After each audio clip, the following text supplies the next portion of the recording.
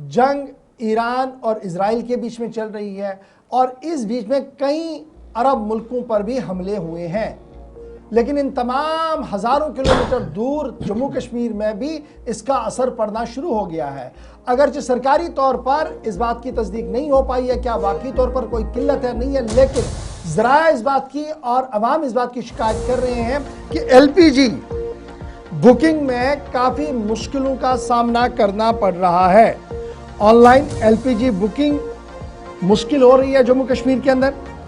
सार्फिन का मानना है कि एलपीजी बुकिंग पर जो ओटीपी है, एसएमएस आ रहा है, वो आ ही नहीं रहा है। यहाँ से अगर बुकिंग करें भी तब भी नहीं आ रहा है। लॉन्ग क्यू, लंबी लंबी कतारें जो है वो जम्मू के अंदर भी, श्रीनगर के अंदर भी हमने देखा है।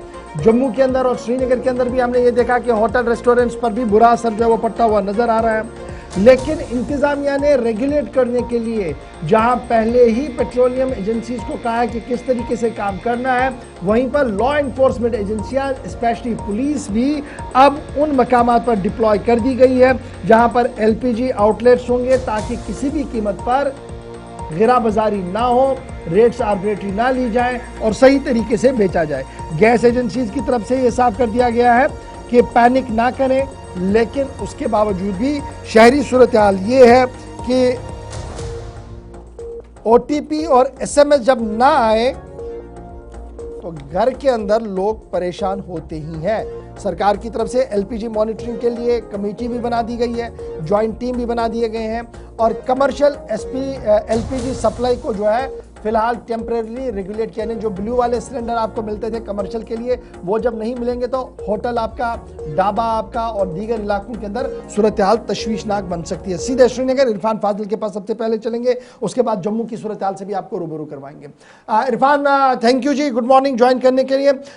इतलात और खबर ये है कि कस्टमर्स को जब बुकिंग वो करते हैं, ऑनलाइन बुकिंग करते हैं, तो ओटीपी आने में या एसएमएस आने में दिक्कत आ रही है, जिसकी वजह से उन्होंने आउटलेट्स पर जाना पड़ रहा है। आउटलेट्स पर जाते हैं तो तरह तरह की मुश्किलें और भी वहां पर उठानी पड़ रही है। क्या कुछ डिटेल्स आपके पास है?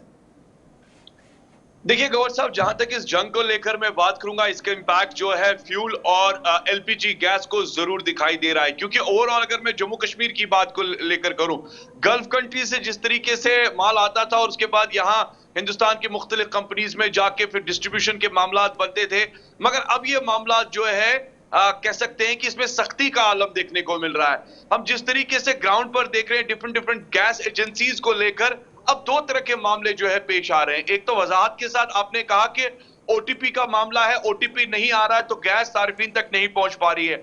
अब गैस लेने के लिए जब सार्फिन एजेंसी तक पहुंचता है तो वहां उनको बताया जाता है कि जी हाँ, जब ओटीपी होगा तब आपको गैस मिलेगी।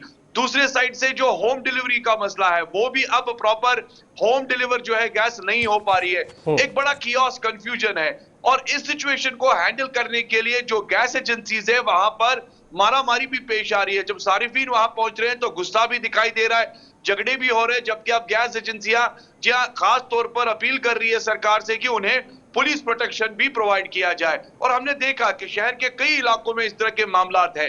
दूसरा मामला यह है, कल हमने देखा कि एक सारिफीन को जिस तरीके से गैस सिलेंडर लेना था, 14 दिन पहले उसका बुकिंग हो गया था, उसका ओटीपी भी आ गया था, और कल जब वो उस गैस सिलेंडर को लेने के लिए एजेंसी पर पहुंचा तो वहां पता चला कि वो गैस जो है वो ऑलरेडी डिलीवर हो चुकी है।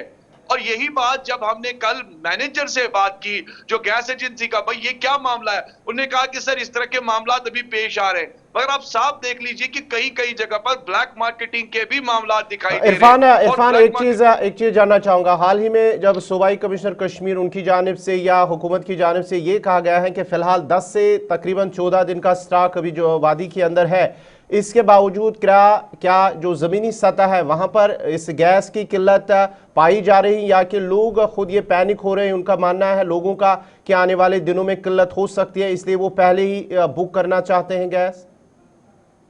देखिए गौर कुचे साहब, जहां तक डिविजनल कमिश्नर कश्मीर का ताल्लुक है, जब उन्हें प्रेस कॉन्फ्रेंस दी, उन्हें कहा कि कोई भी प्रॉब्लम्स नहीं है, पैनिक होने की जरूरत नहीं है, स्टॉक अवेलेबल है। नो डाउट कि स्टॉक इज अवेलेबल, मगर other side of the story there is a hammer. यानी ये देख लीजिए कि जब आपको सार्फिन को गैस लेना है और कंज्यूमर को जाना, उसको ओटीपी उसको ऑनलाइन अप्लाई करना और 1 महीने तक के बाद ही वो अप्लाई करके जी हाँ उसको ले सकता है। जब उसके पास वो ओटीपी नहीं आ रहा है तो वो गैस कैसे लेगा, नंबर 1। दूसरी बात है कि अगर उसको गैस लेना है तो पहले उसको होम डिलीवर किया जाता था, अब वो जी हाँ जब एजेंसी तक पहुंचता है तो वो लंबी लंबी कतारों में शहर के हसास इलाकों में इस वक्त गैस की परेशानियां जरूर दिखाई दे रही है। पामपोर में जब से सबसे बड़ा जो प्लांट है गैस और फ्यूल को लेकर, जब वहां पर जी हाँ उनका भी मानना है कि जब वहां से ही जो पंजाब से या बाकी अगर स्टेट्स को लेकर जिस तरीके से सप्लाई आनी चाहिए थी वैसे सप्लाई नहीं आ पा रही है तो वो आगे कैसे प्रोसीड करे। दूसरी जानिब जो कमर्शियल एक्टिविटी है, कमर्शियल एक्टिविटी में ये भी सुनने को मिल रहा है कि कई सारे लोगों को जो है ब्लैक में सिलेंडर्स मिल रहे और जिनको मिलना चाहिए था उनको मिल नहीं रहे। ढाबा, चलिए बहुत बहुत शुक्रिया इरफान हमारे साथ ज्वाइन करने के लिए। फिलहाल बड़ी खबर जो श्रीनगर से आ रही है वो ये है कि ओटीपीज नहीं मिल रही हैं और एसएमएस नहीं मिल रही है, बुकिंग नहीं हो पा रही है और कंपनियों का मानना है कि जनाब हो सकता है ये ज़्यादा रश हो रहा है सिस्टम पर उस वजह से हो। लेकिन इतलात और ख़बर यह है कि जिनके ओटीपी आए जब वो गैस लाने गए कहा गया था आपका तो मिल ही गया है, और ये किसने लिया कैसे हुआ एक क्योस थोड़ा सा बना हुआ। उम्मीद है कि सूबाई इंतज़ामिया इस पूरे मामले पर तवज्जो देकर इस मसले को पूरी तौर पर हल कर। ये तो थी बात कश्मीर की। लेकिन